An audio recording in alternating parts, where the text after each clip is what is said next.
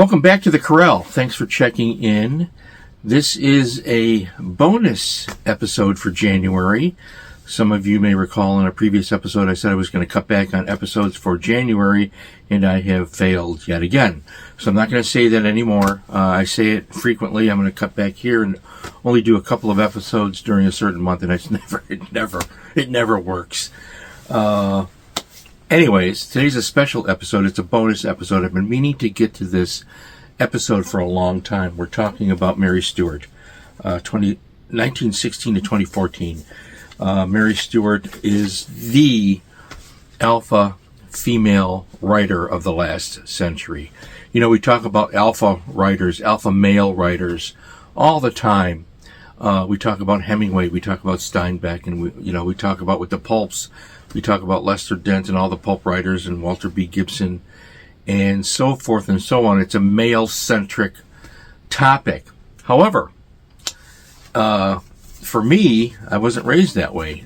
There's a unspoken misconception that exists in our culture. I don't think it's predominant like it used to be, but it's still there, and that is that women read books by women and men read books by men, which is completely ridiculous.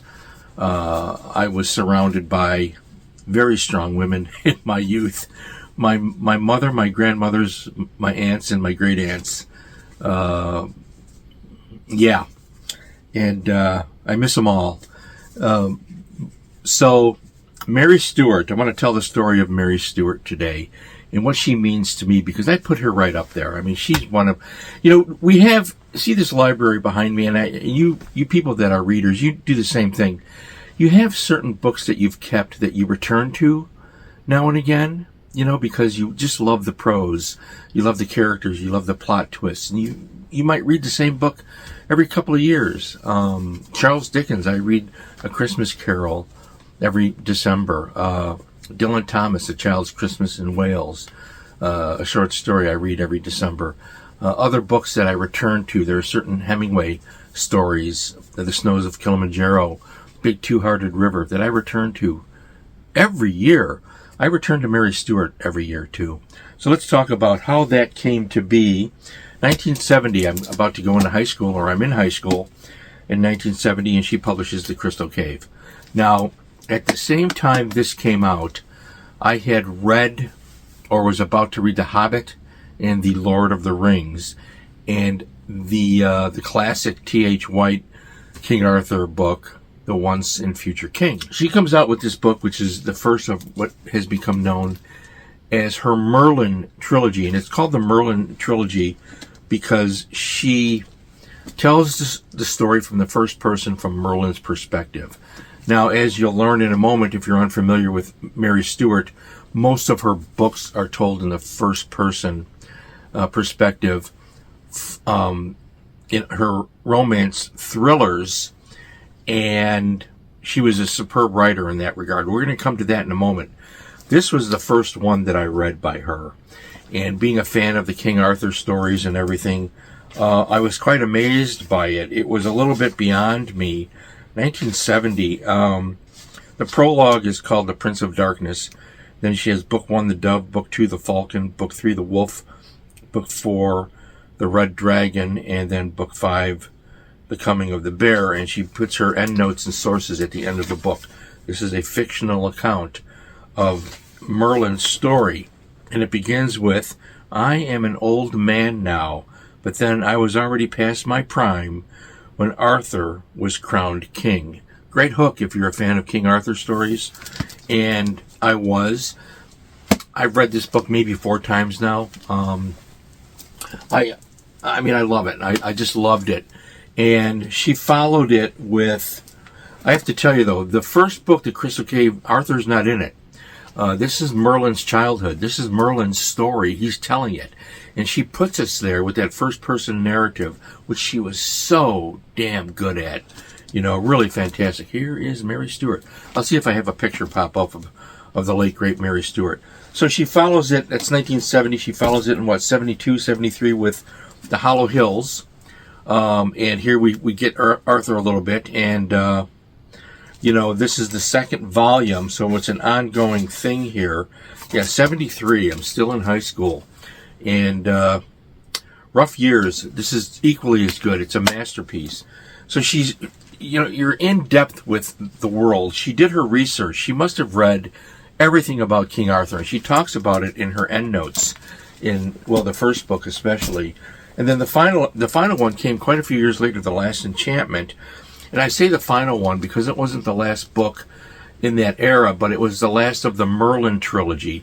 The last one where Merlin is telling the story. Because after this, Merlin's dead.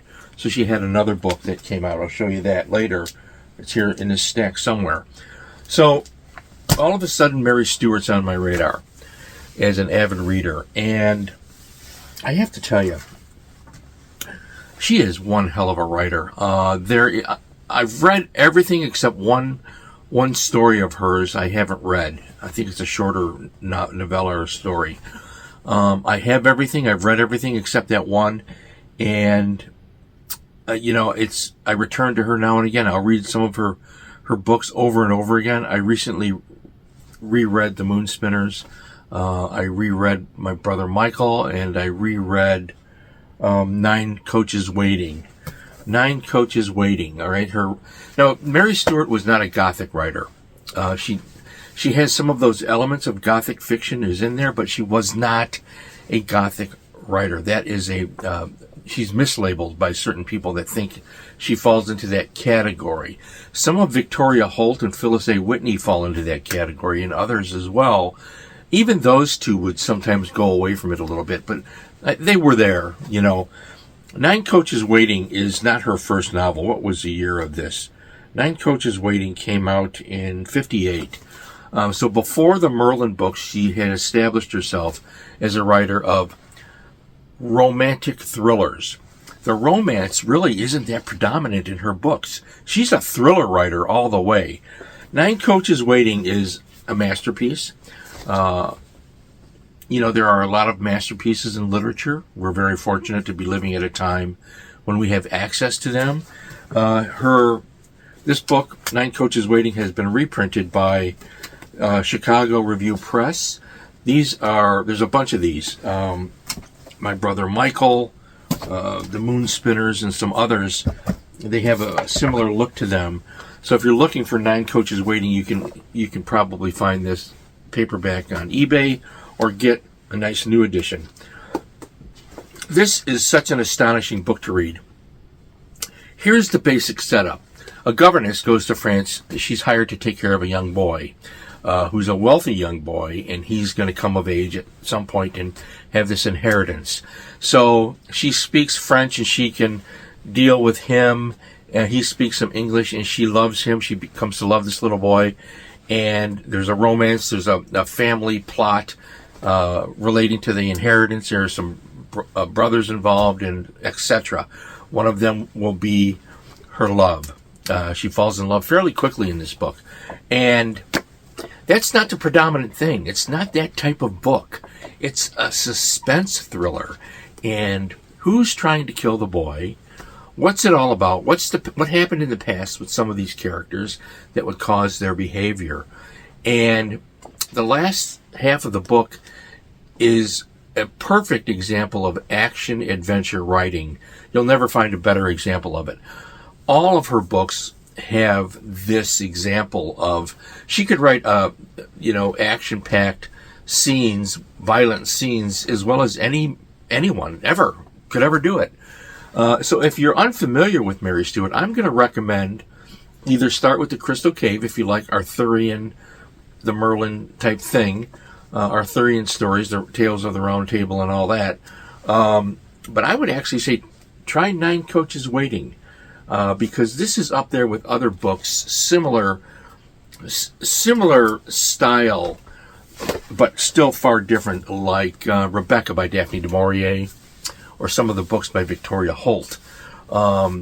Mary Stewart was the master of it. And the reason I say she's number 1 alpha female for me is because the entirety of her work, every single thing she published, novels, short stories, novellas, are all of the highest quality. There's never a miss. There's never almost great. They're all great in different ways. And I don't say that lightly. Some great writers, even Hemingway had stuff like, okay, but, and he is the alpha male writer of American literature. Mary Stewart is the alpha female writer of British literature, and she overtakes all of the American writers. I think she's that good.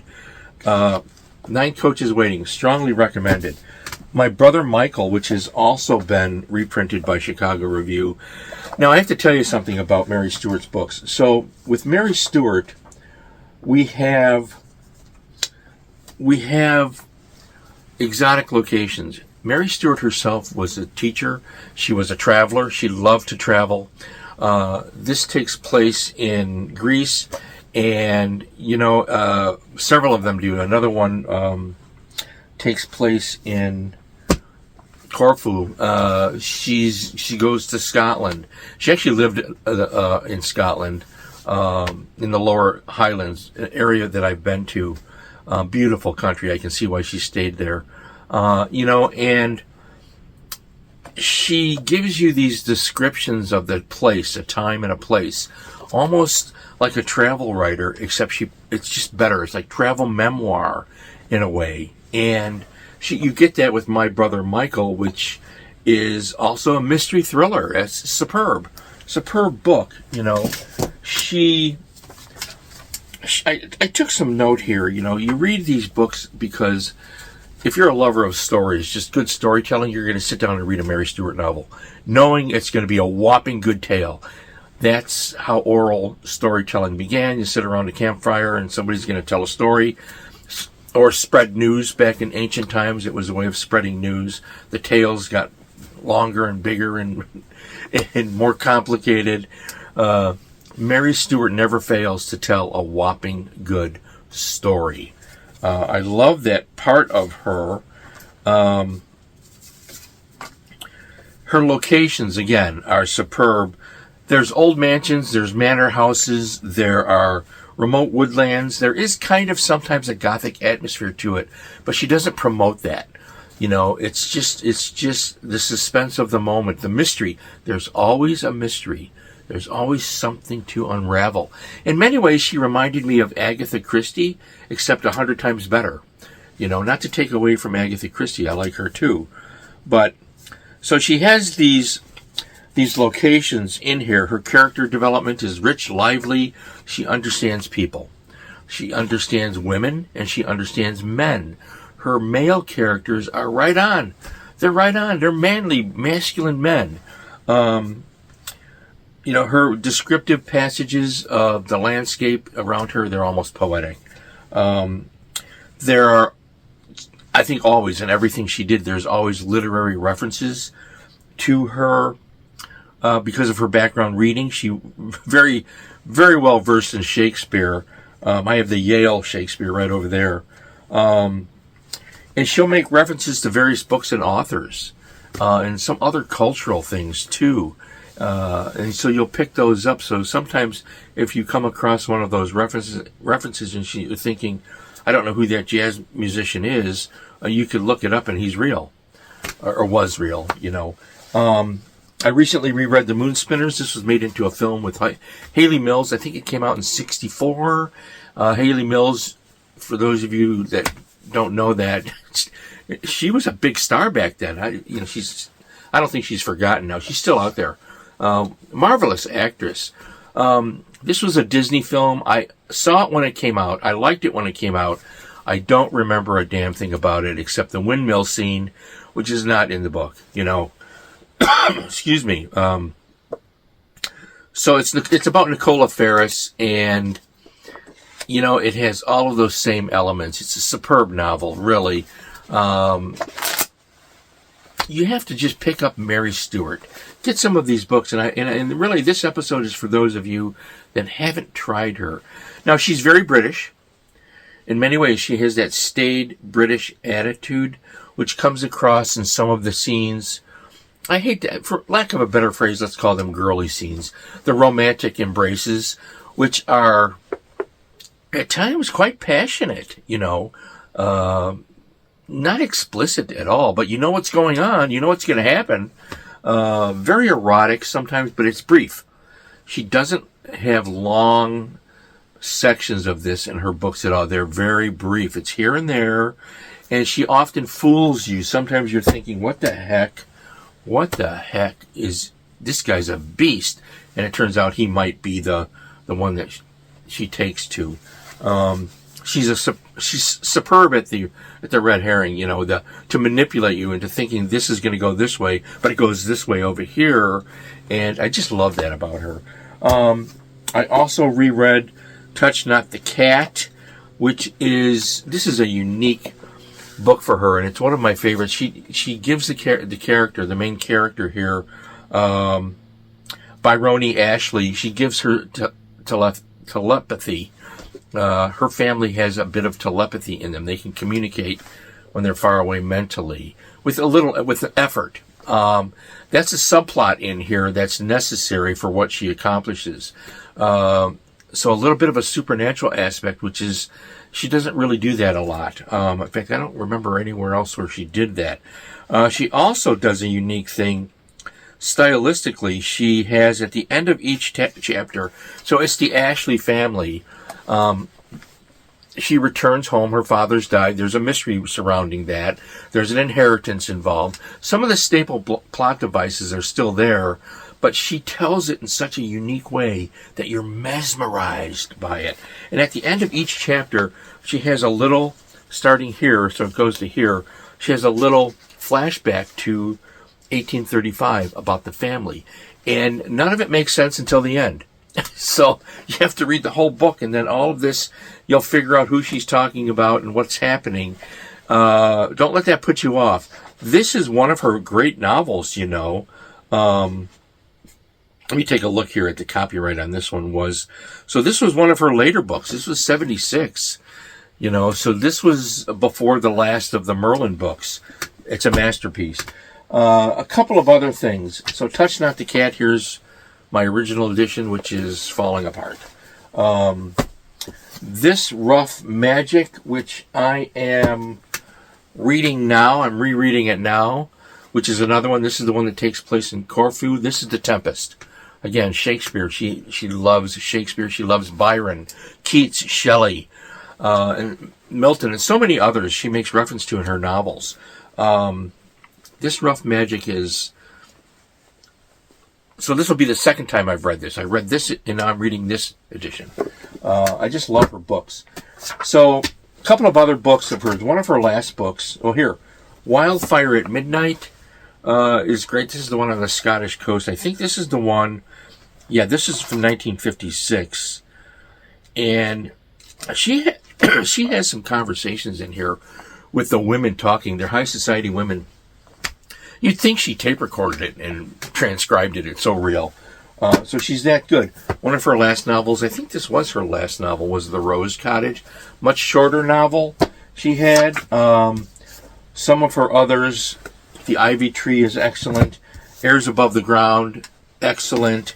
And The Gabriel Hounds was an international bestseller. This is an early one, too. And then we have some of her later ones. This is a new edition of The Wind Off the Small Isles and The Lost One, a short story and a novella, which I believe one of these is third person. I don't really remember. No, maybe they're not. The Wicked Day, which is another of the Merlin and Arthur books, except Merlin's dead. This was the fourth one. And so she tells us uniquely in third person omniscient. She didn't do that a lot. Most of her books are first-person narratives. She takes on the persona of the character. Superbly, by the way, better than anyone. But this is still a great book. And then some of her last books I'm really fond of. Her last books were short. She lived to be very old in the lower Highlands there in Scotland. She had Thornyhold, which is a good, very short little novel. Love the cover on this, by the way. And then she had The Stormy Petrel. So let's take a look. Hold that up and give you a scan of that. What was The Stormy Petrel? This was 91, so this was much later. And Thorny Hold, which I don't like the title Thorny Hold, but I love the book. Thorny Hold was what year? If I could get there, I'd let you know. This is 88, so this is a little earlier. So these are among her last books, and then The Rose Cottage. They're all worth your time. I recommend starting with Nine Coaches Waiting and dig into Mary Stewart. The number one in my library here, she is the number one alpha female writer. Hemingway is number one alpha male writer. Of course, there's dozens of others. Yes, there are other fantastic alpha female writers. I'm going to have a new tab here on that thing. I forget what it's called. Listing of topics here on the YouTube channel, so that it will be alpha female writers. It's there now, so this will be there as well. And then I'm going to add Victoria Holt. I'm going to have an episode about her. We're going to talk about Phyllis A. Whitney. We're going to talk about Carson McCullers. I can't even remember all of them. There are so many. I wrote down, how about Flannery O'Connor? All right, alpha female writers. I have been negligent. Joyce Carol Oates is right over there. So many alpha female writers that are very much a part of my life. Do you have this happen to you? You have these books, we collect them, we read them, we love them. Do certain authors call to you? They do to me. Mary Stewart. Mary Stewart calls to me with some of these fantastic books. Touch Not the Cat, The Moon Spinners, Nine Coaches Waiting. So I hope I've made that clear. I probably rambled on a bit long here, but I just love this author so much that I had to have something about her, here for you. For those of you that haven't read her, and that's really what a lot of my episodes are, for those of you that have not touched these authors. I don't have a lot of female viewers on this channel, according to the statistical analysis that YouTube provides. I hope that changes a little bit. I hope this at least catches that audience. Those of you ladies in here who haven't read it, and you men who are too proud, I wouldn't read that. Read it. This is quality, creative storytelling. This is what writing novels and fiction is all about. There is nobody better out there. She is my number one alpha female go-to writer, Mary Stewart. Bless her heart. And my friends, I'm sorry I rambled on a bit here. I hope you're well.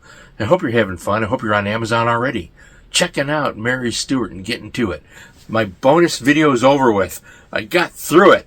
I don't know what's going to happen between now and the spring. I have some other special episodes planned.